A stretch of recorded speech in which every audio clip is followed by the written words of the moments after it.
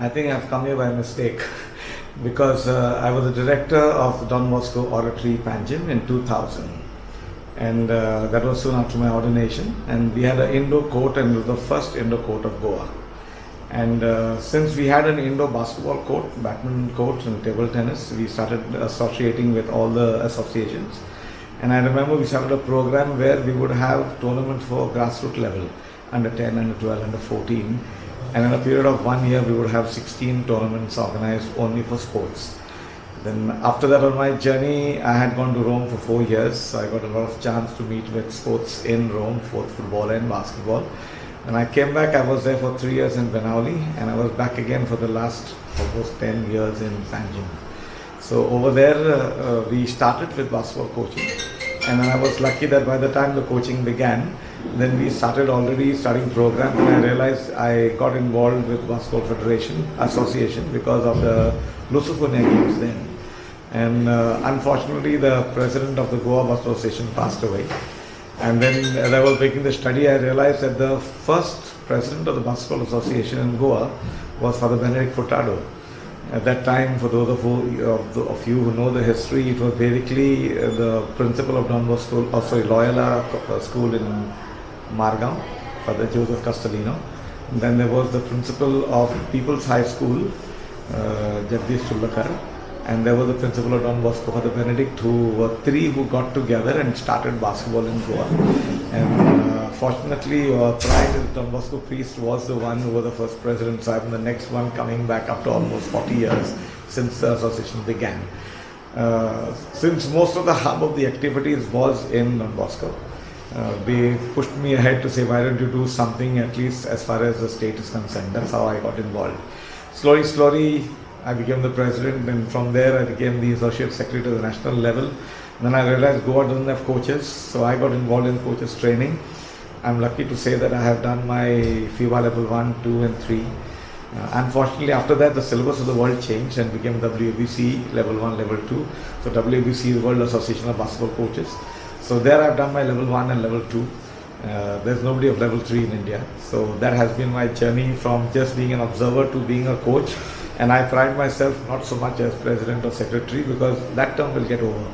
I'm sure nobody can throw me out as a coach.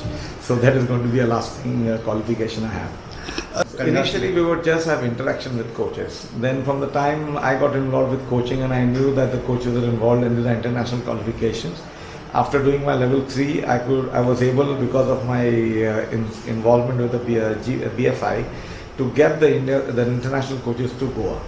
So we have done already only one workshop for the coaches in Goa, which is level 1. Because it was held in Goa, 5 of Goa coaches got a chance to go.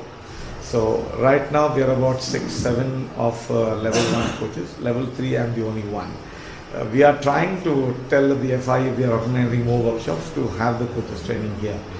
At the same time, I was good books with many of the coaches in other states. So we've got other coaches who have come down to Goa, and we have conducted training programs for the coaches, though it is not recognized level 1 because that permission comes from FIBA. Mm-hmm. So we have done introductory level at our level with the coaches that are in India. And the biggest camp I think we had was along with the BFI and Department of Sports and Youth Affairs. They have been very open and generous with us. So we had one training camp for all the PE teachers. Mm-hmm. So just for information, in the beginning when we started, there were not even 7 to 8 schools playing basketball. And then we managed to get that number to about 20-25. Then we said, let's get more schools involved. And when both the Indian coaches then, which is about 2019, both Coach Matic and Coach Zoran, who were the women's and the men's coach, came to Goa, we had about 100 school PE teachers who attended the workshop. So we hope that the number will increase. So once the coaches know that they have got some certification, then their involvement becomes a little more. I guess once they get involved, they realize how much they know, so they'll have to work upon themselves. I hope that will increase. Actually, I realize now the more grassroots players you have, more parents are involved. We are also started regular tournaments almost every month, so the children are involved. We have started in Don Bosco. Now I am posted for the last 3 years in Don Bosco Fatorda. which is the College of Engineering, but the children are all smaller children coming from neighboring schools. So we have started one program where we teach the grassroots, and we have tied up with academies outside Goa. So right now there is one from Pune and one from Hyderabad. So every month the coaches from there come to Goa. And the next step we have is they come with their players, so our players get exposure to play with better players. And then we take our players and go to other states and play with them. We have done it with Kerala already, and hopefully in the next 2-3 months we should do it with Hyderabad. Basically, you require tall players at the back because of the nature of the game, but majority of the players are not tall. But if you have very good skills for ball handling, which we teach at the grassroots level, anyone can become big.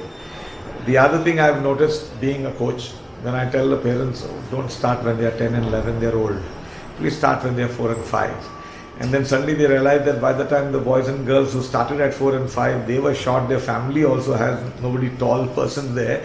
The moment they reach 10 and 11, they start shooting up and becoming taller. So I guess it's a kind of a mentality. So not that we don't need tall players, we do. But I think even the shorter players, if they have very good basketball skills, if they get a good leap, they can be as strong enough as taller players. Right now, with the new India team that we have in the last 1 year, I think India being almost in the 16th position has moved up to the top 8, and they are doing really well.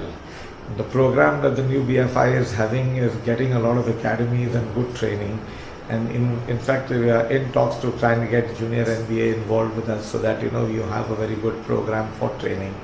Plus we are also creating programs.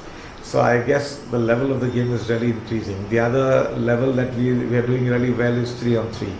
In fact, India has played in the World Cup for 3-on-3. Most of the players from Rajasthan and UP, they are really a good lot even in Delhi.